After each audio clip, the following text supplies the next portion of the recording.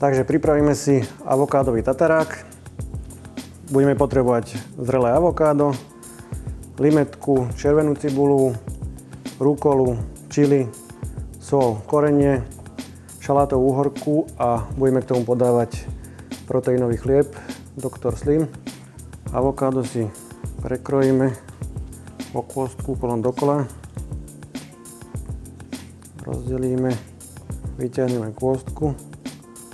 To išlo veľmi ľahko.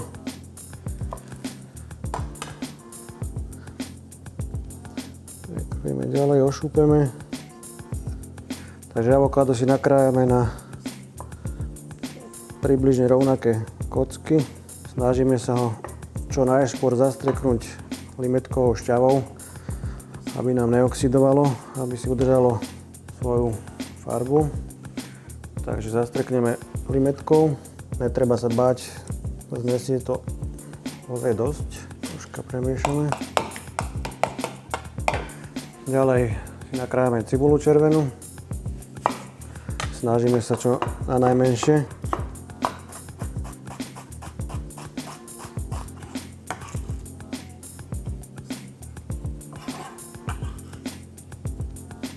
Ďalej pridáme rukolu. Tu si len trocha presekneme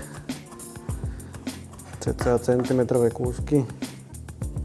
Ďalej šalátovú uhorku. Takže vyberieme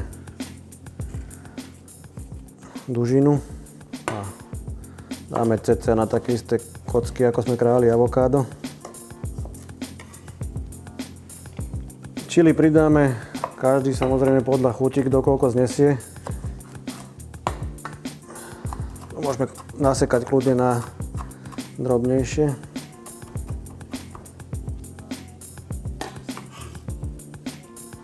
Takže na záver si dochutíme solou a korením čiernym. Dobre premiešame. Takže keď to máme všetko pekne pomiešané, odložíme to na nejaký krátky čas do chladničky, nech sa nám to odleží a pekne sa chute spoja. Takže čo sa týka podávania, je to na každom z vás. Ja dneska použijem dva systémy, čiže jeden pôjde do formičky.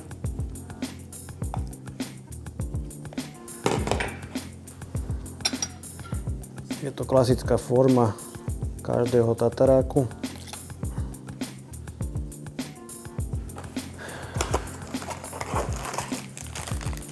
Proteínový chlebík.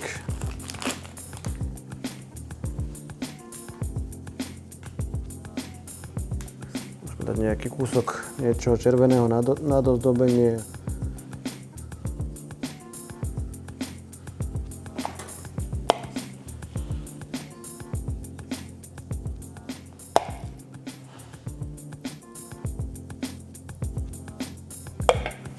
Tak.